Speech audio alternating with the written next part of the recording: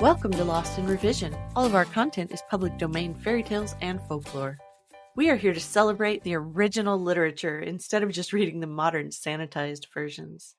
We post short segments of stories daily for people who just want a story to follow along with, and monthly full episodes where we read and discuss popular classics. Come and find us on Patreon to listen to the full chapters early and without interruption.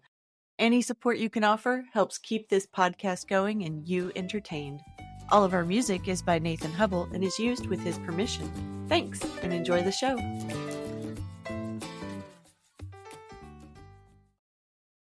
Chapter 1, The Beginning of Things, Part 4. "Aren't you going to pack this, Mother?" Roberta asked, pointing to the beautiful cabinet inlaid with red turtle shell and brass. "We can't take everything," said Mother. "But we seem to be taking all the ugly things," said Roberta. "We're taking the useful ones," said Mother. "We've got to play at being poor for a bit, my chickabiddy."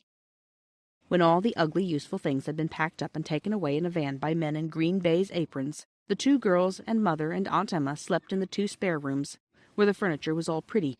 All their beds had gone. A bed was made up for Peter on the drawing-room sofa.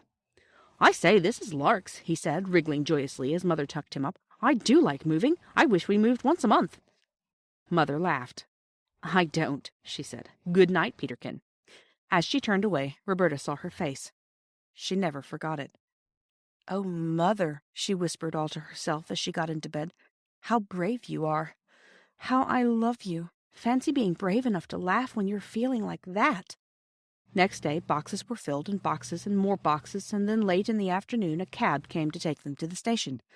Aunt Emma saw them off. They felt that they were seeing her off, and they were glad of it.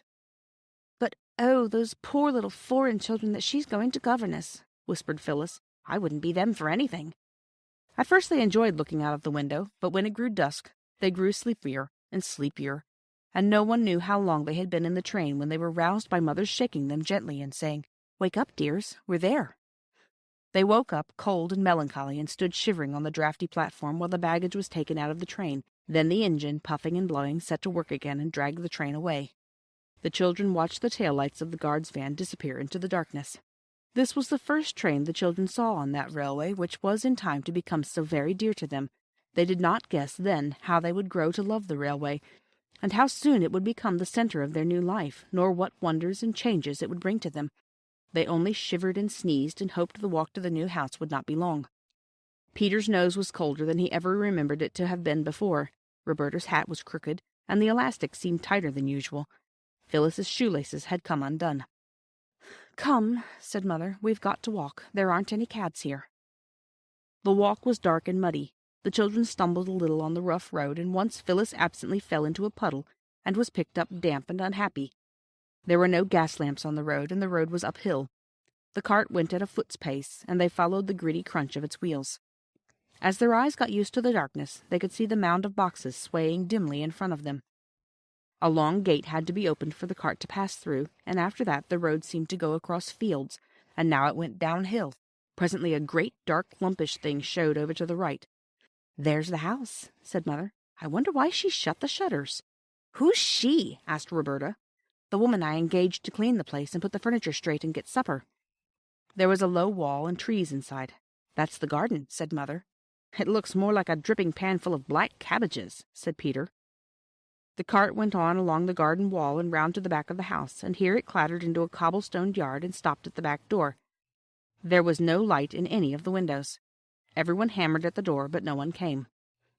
The man who drove the cart said he expected Mrs. Viney had gone home. "You see, your train was that late," said he. "But she's got the key," said Mother. "What are we to do?" "Oh, she'll have left that under the doorstep," said the cartman. "Folks do hereabouts." He took the lantern off his cart and stooped. "Aye, here it is right enough," he said. He unlocked the door and went in and set his lantern on the table. "Got e'er a candle?" said he. "I don't know where anything is." Mother spoke rather less cheerfully than usual. He struck a match. There was a candle on the table, and he lighted it. By its thin little glimmer, the children saw a large, bare kitchen with a stone floor. There were no curtains, no hearthrug. The kitchen table from home stood in the middle of the room, the chairs were in one corner, and the pots, pans, brooms, and crockery in another. There was no fire, and the black grate showed cold, dead ashes. As the cartman turned to go out after he had brought in the boxes, there was a rustling, scampering sound that seemed to come from inside the walls of the house. "Oh, what's that?" cried the girls. "It's only the rats," said the cartman, and he went away and shut the door, and the sudden draught of it blew out the candle. "Oh, dear," said Phyllis, "I wish we hadn't come," and she knocked a chair over. "Only the rats," said Peter in the dark. Thank you for joining us today. I would like to thank all of our supporters on Patreon. Your support helps pay for all of the things that podcasting requires and helps keep this show alive and growing. Feel free to fact check us and offer suggestions to make our show better for you. You can send us an email at lostinrevisionpodcast@gmail.com. Don't forget to follow and give us a good review anywhere you listen, and share with your friends and family. There's a lot more waiting for us all at the end of the road.